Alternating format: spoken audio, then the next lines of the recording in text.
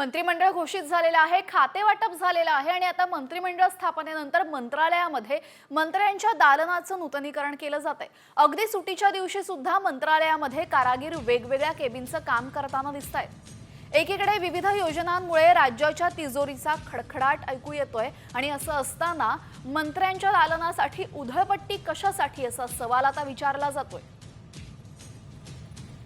याचाच आढावा घेतलाय आमचे प्रतिनिधी सुनील काळे यांनी। पाहूयात। नवीन मंत्रिमंडळाच्या नवीन मंत्र्यांच्या कार्यालयाचं नूतनीकरण किंवा त्याचं कामकाज जे आहे ते मंत्रालयात सुरू झालेलं आहे।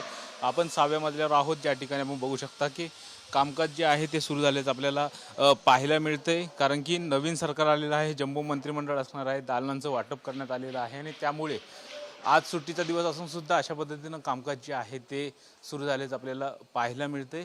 आणि महत्त्वाची गोष्ट म्हणजे की ज्या पद्धतीनं फडणवीस यांनी शपथ घेतली त्यानंतर वेगवेगळ्या मंत्र्यांना दालनं कुठे द्यायची याच्या संदर्भातलं वेगवेगळी चर्चा सुरू झाली, कारण की जास्त मंत्री असल्यामुळे दालनांची समजा काही तुटवडासुद्धा दिसून आला, तरीसुद्धा काहींना विधानभवनाच्या परिसरामध्ये दालनं देण्यात आलेली आणि ही दृश्य जी बघू शकतात की कपाट असतील, टेबल असतील किंवा फायलांची आवरासावर असतील, ही मंत्रालयामध्ये आता सुरू झालेली लगबग, कारण की आता काही मंत्री ज्यांचे दालनं जी आहे ती तयार नाही आहेत ती दालनं तयार केली जात आहेत आणि ज्यांची दालनं तयार आहेत ते पदभार घेताना दिसत आहेत। कॅमेरामन प्रवीणसह सुनील काळे, साम मराठी, मुंबई।